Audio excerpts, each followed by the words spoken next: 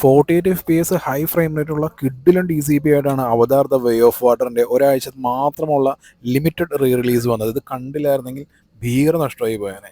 Actually ഈ പടത്തിന് ticket 360 ആണെന്നുണ്ടെങ്കിലും സിനിപോളിസ് 25 എന്നുള്ളൊരു കോഡും പിന്നെ ക്രെഡ് UPI വഴിയുള്ള പേയ്മെൻറ്റും കാരണം ഏകദേശം 289 രൂപയാണ് ഞാൻ ഈ പടം കണ്ടത്. ആക്ച്വലി കുറച്ച് തിരക്കുകൾ കാരണം ഈ വീഡിയോ നിങ്ങൾ കാണുമ്പോഴേക്കും നല്ല രീതിയിൽ ലേറ്റ് ആയിട്ടുണ്ടാവുമെന്നും അവതാർ 2 വേ ഓഫ് വാട്ടർ എന്നുള്ള സിനിമ കൊച്ചി സിനിപോളിസ് ഐമാക്സിൽ നിന്ന് വിഡ്രോ ആയി വേറെ ട്രോൺ എന്ന് പറയുന്ന സിനിമ കയറിയിട്ടുണ്ടാവും എന്നെല്ലാം എനിക്കറിയാം. സോ ആദ്യം തന്നെ ഞാനൊരു ഖേദപ്രകടനമാണ് എൻ്റെ ഭാഗത്ത് നിന്ന്. കാരണം ഞാൻ വളരെ ഖേദിക്കുന്നു ഈ വീഡിയോ ലേറ്റായി പോയതിൽ. കാരണം എനിക്ക് കിട്ടിയ ഒരു എക്സ്പീരിയൻസ് അത് ഞാൻ ഫേസ്ബുക്കിൽ ഞാൻ പോസ്റ്റ് ആയിട്ട് എല്ലാവരും അറിയിച്ചിരുന്നു. ആക്ച്വലി യൂട്യൂബിൽ ഒരു വീഡിയോ എനിക്ക് ഇടാനായിട്ട് സാധിച്ചിരുന്നില്ല. ഇപ്പോഴാണ് അതിൻ്റെ ഒരു സമയമൊക്കെ കിട്ടിയത്. ഈ അവതാർ വേ ഓഫ് വാട്ടർ എന്ന് പറയുന്ന സിനിമ അതിൻ്റെ ഒറിജിനൽ റിലീസ് സമയത്ത് ഞാൻ ലുലു PVR അതായത് ഓഡി 6ലാണ് ഞാൻ ആദ്യമായിട്ട് ഈ പടം കണ്ടത്. അപ്പോൾ ഈ അവതാറിനെന്ന് വെച്ചിട്ടുണ്ടെങ്കിൽ അതൊരു വളരെ വിഷ്വൽ ട്രീറ്റ് എന്നൊക്കെ പറയുന്ന പോലെ അത്രയും ഇമേഴ്സീവ് വിഷ്വൽസ് ഉള്ള വേറെ പടമില്ല. പക്ഷേ അവതാർ 2 വന്നപ്പോഴേക്കും അതിനകത്ത് കൂടുതലും ആ ഒരു ഫാമിലി ഡ്രാമ അതിനെയൊക്കെ കൊണ്ട് ആ ഒരു ഫാമിലി ഡൈനാമിക്സിന് പ്രാധാന്യം കൊടുത്തിരിക്കുന്നതുകൊണ്ട് തന്നെ നമുക്ക് കൂടുതൽ പേർക്ക് ഈ പടം അത്ര വർക്കായിട്ടില്ല. ഇത് റിലീസ് ആയപ്പോൾ അവതാർ മുമ്പ് റിലീസ് ആയിട്ടുണ്ടായിരുന്നു. അവതാർ 4DX അടക്കം റിലീസ് ആയിട്ടുണ്ടായിരുന്നു. അന്നുണ്ടായിരുന്ന ഒരു തള്ളിക്കയറ്റോ കാര്യങ്ങളോ ഒന്നും ഈ അവതാർ 2 റിലീസ് ആയപ്പോൾ ഉണ്ടായിരുന്നില്ല. അപ്പോൾ ഇത്തവണ വന്നിരിക്കുന്ന DCP 48 ഫ്രെയിം പെർ സെക്കൻഡിനുള്ള ഒരു അതിഗംഭീര DCP ആണ് വന്നിരിക്കുന്നതെന്ന് അറിഞ്ഞപ്പോൾ ഈ പടം ഐമാക്സിൽ കാണാൻ വേണ്ടി തീരുമാനിച്ചു. 289 രൂപയാണ് ആഫ്റ്റർ ഡിസ്കൗണ്ട് എല്ലാം കഴിഞ്ഞ്. അതായത് സിനിപോളിസ് 25 എന്ന് വെച്ചിട്ടുണ്ടെങ്കിൽ നമുക്ക് 25% നമുക്ക് ഡിസ്കൗണ്ട് കിട്ടും. ഓൾമോസ്റ്റ് അതിൻ്റെ മാക്സിമം ക്യാപ്പ് എന്ന് പറയുന്നത് 100 രൂപയാണ്.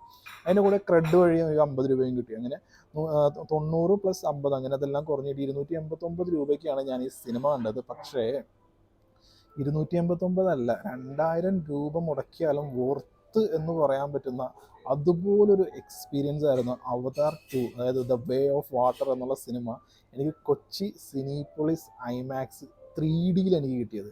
കാരണം അത്രയും ഈ 3D എന്ന് പറയുമ്പോഴല്ലോ നമ്മളൊരു 3Dയുടെ ക്വാളിറ്റി എങ്ങനെയാണ് നമ്മൾ മനസ്സിലാക്കേണ്ടത്. കാരണം തീരെ ഗോസ്റ്റിംഗ് ഇല്ലാതെ കാണുന്ന, ഗോസ്റ്റിംഗ് മാത്രമല്ല അതിൻ്റെ ഇമേജസിൻ്റെ ലെയറിങ് ഇതിലെ കൂടെയാണ് നമ്മളൊരു പ്രോപ്പർ 3Dയുടെ ആ ഒരു എഫക്റ്റ് മനസ്സിലാവുന്നത്.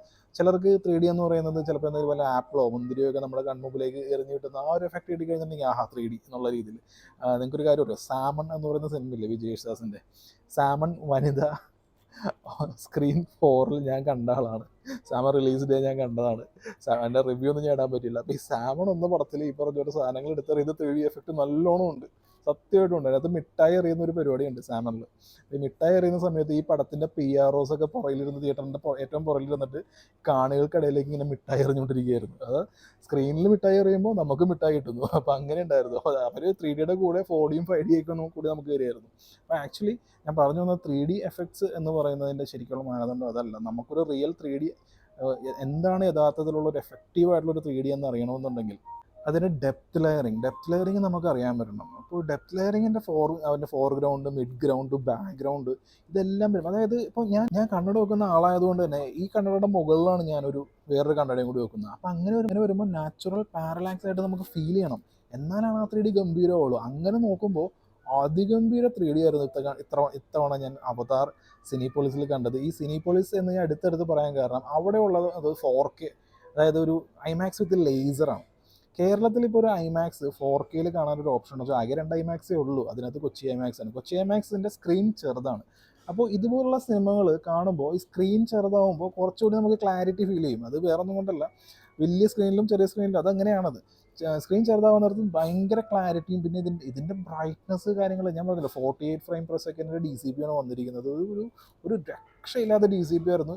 അത് അമ്മാതിരി ബ്രൈറ്റ്നസ്. നമ്മൾ 3D ഗ്ലാസ് വെച്ചിട്ടൊക്കെ നമുക്ക് ആ ഒരു ഒന്നാമത് ഈ അവതാർ എന്ന് പറയുന്ന പടം അതിനകത്തുള്ള ഓരോ സീൻസും ഇതിന് വിഷ്വൽസിന് വേണ്ടി മാത്രം കൊടുത്തിരിക്കുന്ന പടമാണ്. ഇത്രയും വിഷ്വൽസിന് പ്രാധാന്യം കൊടുത്തിരിക്കുന്ന വേറെ പടമില്ല. ഈ അവതാർ 3 റിലീസ് ആകാൻ പോകുന്നുണ്ട്. അതിന് മുന്നോടിയായിട്ട് റിലീസ് ആയതാണ്. ഈ പടം തുടങ്ങുന്നതിന് മുമ്പ് സാക്ഷാൽ ജെയിംസ് കാമറൂൺ നമ്മുടെ സ്ക്രീനിന് മുമ്പിലേക്ക് പ്രത്യക്ഷപ്പെടും. എന്നിട്ട് പറയും വാട്ട് ഐ ഇൻറ്റൻഡഡ് എന്നാണ് പറയുന്നത്. അതായത് പുള്ളി ഉദ്ദേശിച്ച രീതിയിലാണ് നമ്മൾ അവതാർ കാണാൻ പോകുന്നതെന്നാണ് പറയുന്നത്. പിന്നെ അവതാർ 3 അതായത് ഫയർ ആൻഡ് ആഷിൻ്റെ എക്സ്ട്രാ ബോണസ് 2 ക്ലിപ്പ് പടം തീരുമ്പോൾ ഉണ്ടാവുമെന്നും പറയുന്നുണ്ട്. അപ്പോൾ എന്താണെന്ന് വെച്ചിട്ടുണ്ടെങ്കിൽ നമ്മൾ ഈ അവതാറിൽ ഒരു 40-50 മിനിറ്റ് കഴിയുമ്പോഴാണ് അവരെ മറ്റേ ആ ഒരു വേ ഓഫ് വാട്ടർ, അതായത് ആ വെള്ളത്തിൻ്റെ ലോകത്തേക്ക് പോകുന്നത്. അത് പോയി കഴിഞ്ഞപ്പോൾ ഉണ്ടല്ലോ ആ മൊത്തത്തിൽ ആ കാട് മാറി വെള്ളം വന്നപ്പോൾ അണ്ടർ വാട്ടർ സീക്വൻസ് വന്നു കഴിഞ്ഞപ്പോൾ ഉണ്ടല്ലോ, ശരിക്കും പറഞ്ഞിട്ടുണ്ടെങ്കിൽ ഞാൻ ട്രിവാൻഡ്രം ഐമാക്സിൽ കണ്ട അവതാർ, ലുലു PVR Audi 6 കണ്ട അവതാർ, ഇതൊന്നുമല്ല സിനിമ. ഞാനിപ്പോൾ കണ്ടത് എനിക്ക് വേറെ വിഷ്വൽ ലാംഗ്വേജ് ആയിട്ടാണ് ഫീൽ ചെയ്യുന്നത്. കാരണം നമുക്ക് ഈ വിഷ്വൽസിൻ്റെ മാജിക് എന്ന് പറയുന്നത് ഒരിക്കലും ഈ എൻ്റെ സംസാരത്തിലൂടെ കാര്യങ്ങൾക്കൊന്നും നിങ്ങൾക്ക് മനസ്സിലാവില്ല. പക്ഷേ ചില സിനിമകൾ, ഇപ്പോൾ അവതാർ പോലുള്ള ചില സിനിമകൾ റിലീസ് ആകുമ്പോൾ അതിനകത്ത് ഒരുമാതിരിപ്പെട്ട് വലിയ പ്രൈസ് റേഞ്ചും കാര്യങ്ങളൊന്നും അല്ല. ഇപ്പോൾ ഐമാക്സിൻ്റെ സ്റ്റാൻഡേർഡ് പ്രൈസ് ആയിട്ടുള്ള 350 അല്ലെങ്കിൽ 360 ആയിരിക്കും ഉണ്ടാവുന്നത്. അപ്പോൾ നിങ്ങൾ ജസ്റ്റ് ഒന്ന് ട്രൈ ചെയ്യുക. കാരണം ഐമാക്സ് നമുക്ക് അവതാർ 2 ആയിരുന്നു നമുക്ക് കേരളത്തിൽ ആദ്യമായിട്ട് ഐമാക്സ് ട്രിവാൻഡ്രത്ത് വന്നത്. ആദ്യത്തെ പടം അവതാർ 2 ആയിരുന്നു.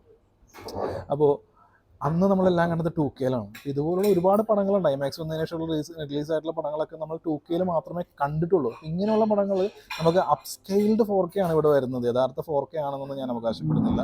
പക്ഷേ അപ്സ്കെയിൽഡ് 4K ആണെങ്കിൽ പോലും അതിൻ്റെ ക്ലാരിറ്റി, അതിൻ്റെ ഒരു എങ്ങനെ പറഞ്ഞറിയിക്കണം എന്ന് എനിക്കറിയില്ല. കാരണം അതിഗംഭീരമായിട്ടുള്ളൊരു എക്സ്പീരിയൻസ് ആയിരുന്നു. ഇതേപോലുള്ള എക്സ്പീരിയൻസ് ആണ് എനിക്ക് കാന്താര കന്നഡ വേർഷൻ ഐമാക്സിൽ കിട്ടിയത്. കാന്താര കന്നഡ വേർഷന് എക്സ്പാൻഡഡ് ആസ്പെക്ട് റേഷ്യോ ആയിരുന്നു. ഈ അവതാർ എന്ന് പറയുന്ന പടം ഓൾമോസ്റ്റ് ഫുൾ സ്ക്രീനാണ്. അതായത് ഫുൾ സ്ക്രീൻ ആണെന്ന് തന്നെ പറയാം. അത് ഓൾമോസ്റ്റിൻ്റെ ആവശ്യമില്ല, ഫുൾ സ്ക്രീൻ ആണെന്ന് തന്നെ പറയാം. കാന്താരയിൽ ഓൾമോസ്റ്റ് ഒരു അരമണിക്കൂറോളമൊക്കെ ഫുൾ സ്ക്രീനിൽ വരുന്നുണ്ട്. അതും ഗംഭീര എക്സ്പീരിയൻസ് ആയിരുന്നു. കാന്താരനെ കുറിച്ച് ഞാൻ അടുത്ത വീഡിയോയിൽ പറയാം. അപ്പോൾ ഇതുപോലുള്ള പടങ്ങൾ വരുമ്പോൾ, ഇപ്പോൾ എന്നെ ഫേസ്ബുക്കിൽ ഫോളോ ചെയ്യുന്നവർക്കാണെന്നുണ്ടെങ്കിൽ നിങ്ങൾക്ക് അന്ന് അറിയാൻ പറ്റും. ഞാൻ 2 ദിവസം മുമ്പ് പോസ്റ്റ് ചെയ്തിരുന്നു, ഇനി 2 ദിവസം കൂടെയൊക്കെ ഉള്ളൂ എന്ന് പറഞ്ഞു. ചിലരൊക്കെ ഇപ്പോൾ പടം കണ്ടു, ചിലർക്കൊന്നും സ്റ്റിൽ ഇതുവരെ കാണാൻ പറ്റിയിട്ടില്ല. പക്ഷേ ഇതുപോലുള്ള റിലീസൊക്കെ വരുമ്പോൾ ജസ്റ്റ് ഗിവ് എ ട്രൈ. അതായത് ചിലപ്പോൾ നമ്മൾ കാണാൻ പോകുന്ന വേറെ വിഷ്വൽ ലാംഗ്വേജ് ആയിരിക്കും, വേറെ അനുഭവമായിരിക്കും. എന്നെ സംബന്ധിച്ച് ഇത് കണ്ടില്ല എന്നുണ്ടെങ്കിൽ വൻ നഷ്ടമായനെ, ഭയങ്കര നഷ്ടമായനെന്നാണ് എൻ്റെ അഭിപ്രായം. ഭയങ്കര നഷ്ടമായനെന്നാണ് എനിക്ക് ഫീൽ ചെയ്യുന്നത്. അതുകൊണ്ട് തന്നെ ഇനി ഈ സിനിപോളിസ് ഐമാക്സിൽ ഏതൊക്കെ പടങ്ങൾ റിലീസായിട്ട് വരുന്നുണ്ടോ, അത് ഏത് പടമാണെന്നുണ്ടെങ്കിലും അതിലൊക്കെ തലവാക്കാൻ തീരുമാനിച്ചിട്ടുണ്ട്. കാരണം കിട്ടുന്ന എക്സ്പീരിയൻസ് ഉണ്ടല്ലോ, അതുപോലത്തെ